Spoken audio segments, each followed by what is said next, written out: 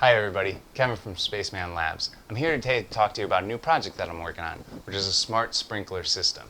The reason for this project is over a year ago I built a Raspberry Pi weather station that's been on the back of the house collecting data for about a year now. In addition to the normal sensors on it like temperature and humidity, it also has a couple cool sensors that I want to be able to use. One being the rain gauge and the second being a soil moisture sensor. So what I'd like to do is I'd like to tie into that data and use it to make smart decisions around the sprinkler system. Like if it's raining, if it's rained recently, maybe we don't water as much that day. And then on the flip side, if we're in an extended drought period, maybe we have to water more those days. So that's essentially the plan. What are the components? What are the materials? How are we going to actually put this to action?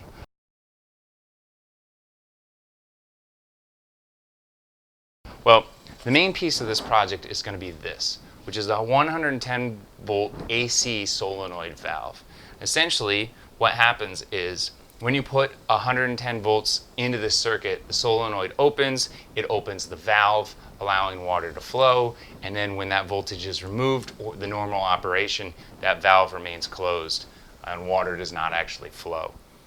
So we're going to have 4 of these in the project. This is going to allow us to have 4 separate faucets, 4 separate spigots that control different parts of the garden, different parts of the lawn.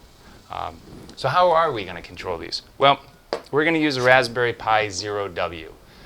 Like the normal Raspberry Pi, this is the smaller version. It doesn't have all the same peripheral and features that the normal Raspberry Pi does, like USB, but we're not going to need those things. Also, the Raspberry Pi Zero, since it's smaller, it doesn't have as much horsepower as the Raspberry Pi. It doesn't have the same amount of compute, it has lower memory, but also, again, we're not going to need all those things. Our circuitry is relatively simple, the logic around watering should be relatively simple, and the Raspberry Pi still has the key components we need, which are these, the GPIO pins. We're going to use those pins to essentially control those valves. So how are we going to do that? Well, we're going to use relays.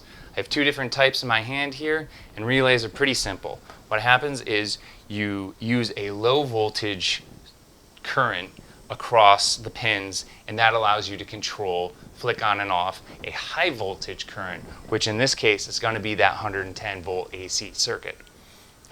So we have a circuit lined up for that I found on the internet. Has a couple interesting protection features in that. So looking forward to building that. Probably make a video about some of those features because I thought it was pretty cool. And also in this project we're going to use terminal block.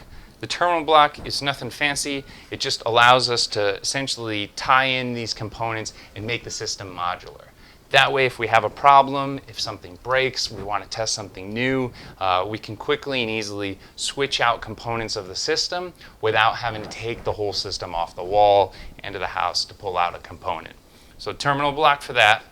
And also, we're going to use a lot of copper tubing.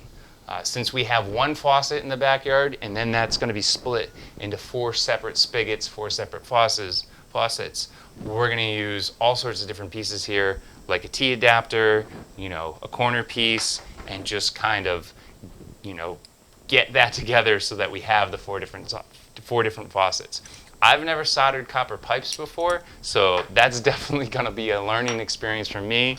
Probably make a video or 2 on that, and I'm looking forward to learning how to do that. Another interesting piece of the copper is this threaded component. So what happens is we have the standard 1/2 inch tube on one side, and then we have the threaded on the other side.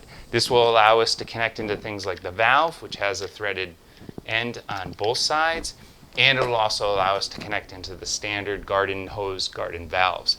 They have the thread on one side, and then they have the standard garden hose adapter on the other side. So the threaded component is key for this. We're going to use a lot of those. And then finally, we're going to put this all in a waterproof enclosure on the side of the house. Since it's a Raspberry Pi, we've got some circuitry, we've got some electricity. We want to put that in a protected enclosure, keep it away from the elements, keep it away from that water, and run some wires from there. So that's essentially the plan. Let's get to it. So that's the intro to this project. I hope you enjoyed watching. If so, please hit the like button. That helps out a great deal. If you have any questions or you think I did something wrong, let me know in the comments. And of course, if you like this kind of video, want to be updated for future parts of this series and other videos like this in the future, please hit the subscribe button. See you next time. Thanks.